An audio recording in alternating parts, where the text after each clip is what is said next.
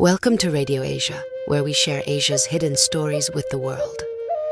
In today's episode, we journey into a dream, one that blurred the line between memory and prophecy. This is the story of the girl who dreamed of a stranger's death. It began with a dream. Mai was 12, living in a small riverside village in northern Vietnam. A quiet place where mornings smelled of wet soil and banana leaves. That night the crickets were loud and the moon was bright enough to paint silver on the window. In her dream, she stood by a dirt road, watching the rain fall in slow motion.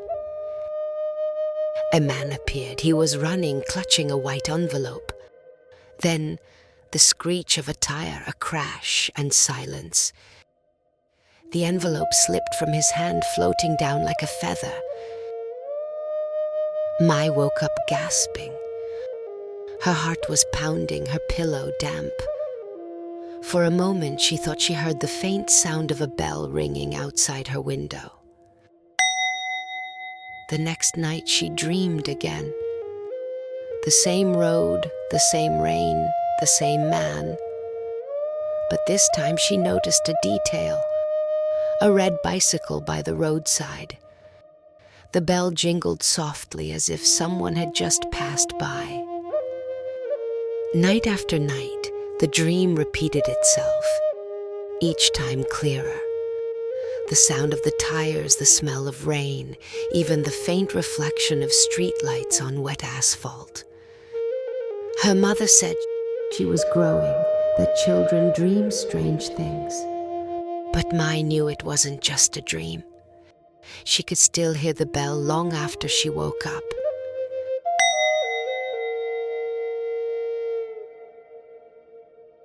One afternoon, Mai followed her mother to the market.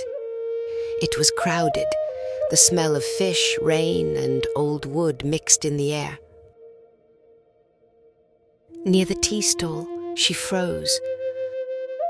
A man was standing there holding a white envelope, his face the same one from her dream.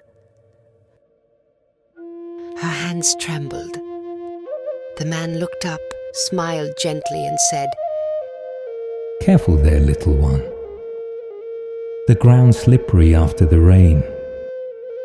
His voice was calm, kind. Then he turned and disappeared into the busy crowd. Mai stood still, her heart echoing the faint ring of a bicycle bell.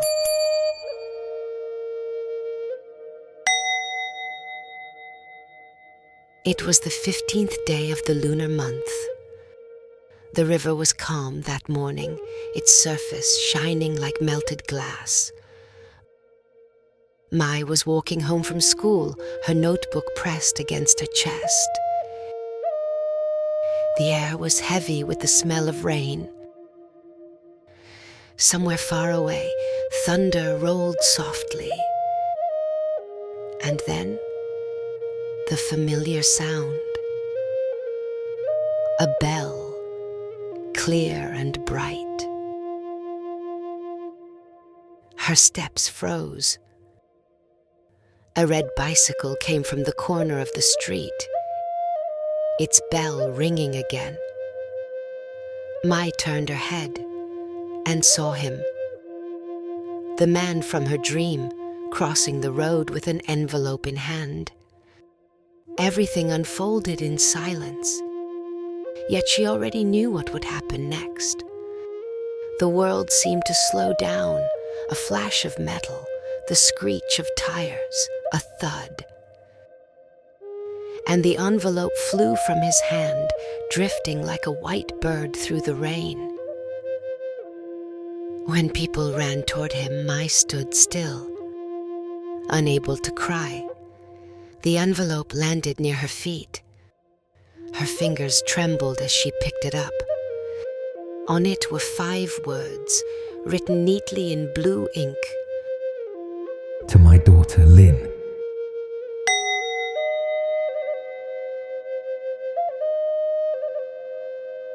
Mai held the envelope for a long time before handing it to a police officer.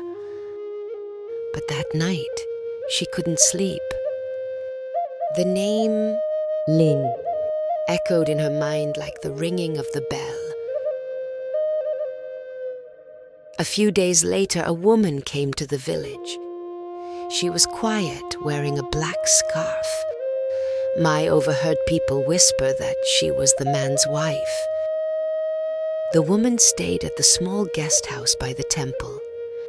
And one evening, as the sun dipped behind the bamboo grove, she came to Mai's house. She smiled faintly, eyes tired but kind. "You saw him, didn't you?" she asked softly. Mai nodded. The woman took out a small photo. A little girl around Mai's age, smiling with the same dimple.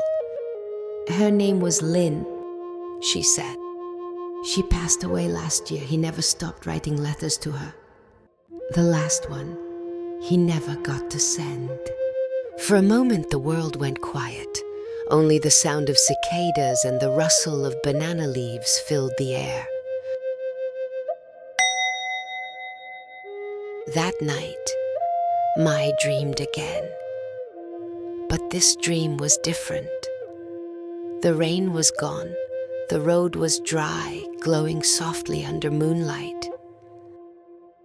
The man stood there, no longer running. Beside him was a little girl with a dimpled smile. She waved at Mai. "Thank you," the man said. His voice was the sound of wind through bamboo. The two turned and walked down the moonlit road hand in hand until they disappeared into the silver fog. When Mai woke up, the bell outside her window chimed once, clear and gentle, and this time she wasn't afraid.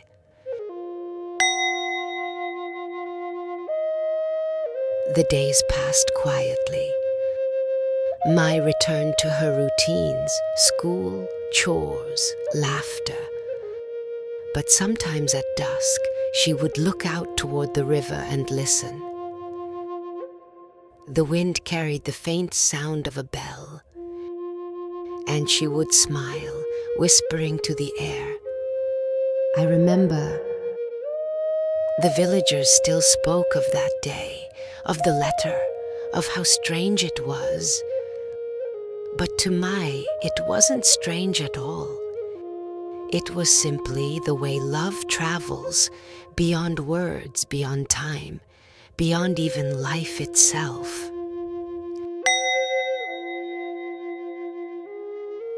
This has been Radio Asia, bringing Asia's stories to the world. Today, we listen to the story of a dream, one that reminded us that love never really leaves. If this story touched you, don't forget to like, share, and subscribe. Because somewhere in every culture, there's always a whisper between the living and the beyond. A whisper called love.